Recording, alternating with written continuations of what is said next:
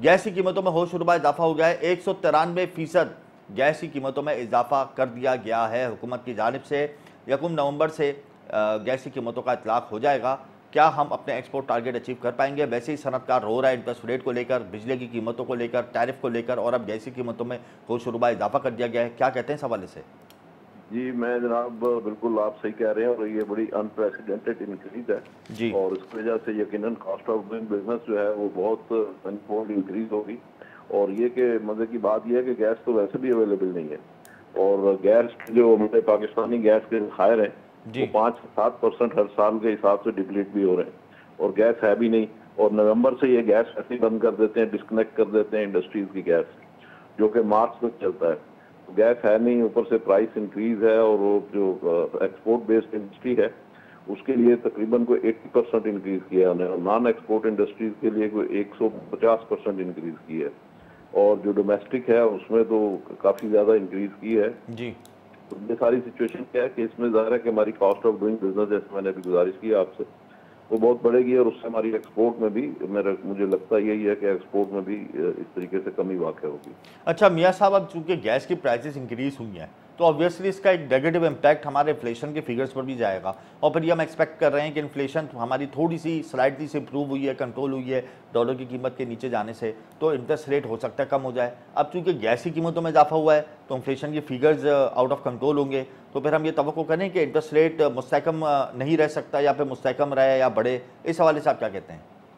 देखिए, मैं समझता हूँ कि पाकिस्तान में इस वक्त इकोनॉमिक कंडीशन जो है वो टोटली मैसअप हो रही है। जी। अगर हम एक तरफ अब ज़ाहिर है कि ये गैस कंपनियों के जो नुकसानात हैं जी। और तकरीबन को 1300 अरब रुपए का इनका सर्कुलर डेट है, उसको खत्म करने के लिए इन्होंने गैस की कीमतें इंक्रीज की। अब उसकी वजह से ज़ाहिर है इन्फ्लेशन बढ़ेगी, कॉस्ट ऑफ डूइंग बिजनेस बढ़ेगी, उसकी वजह से फिर हमारी एक्सपोर्ट कम ये होगी। गैस कंपनियों का नुकसानात होता कैसे है मियाँ साहब, और इसका इजाफी बोझ हमेशा कारोबारी तबके पर, आम सारिफ पर क्यों डाला जाता है? ये गैस कंपनियां क्यों नुकसान शो करती हैं, डिक्लेयर करती हैं? इनके इनके ऑडिट्स क्यों नहीं किए जाते? देखिए, उसकी बुनियादी वजह यह है कि गैस की चोरी। जी। जब गैस की चोरी होगी और लाइन लॉसेज होंगे, यानी लाइन लॉसेज जो एक इंटरनेशनल स्टैंडर्ड होता है, जी। पाकिस्तान में उसके मुकाबले में लाइन लॉसेज ज्यादा होते हैं। फिर उसके ऊपर गैस की चोरी है, फिर उसके ऊपर बिल नॉन पेमेंट है, उसके भी नुकसानात हैं।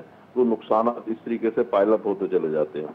और जाहिर है कि वो जब आप एक चीज आपको कॉस्ट ज्यादा की पड़ती है, यानी नुकसानात वगैरह मिला के कॉस्ट आपकी बढ़ जाती है और जी। आप बेचते हैं सस्ती, तो फिर आपको नुकसानात होते हैं।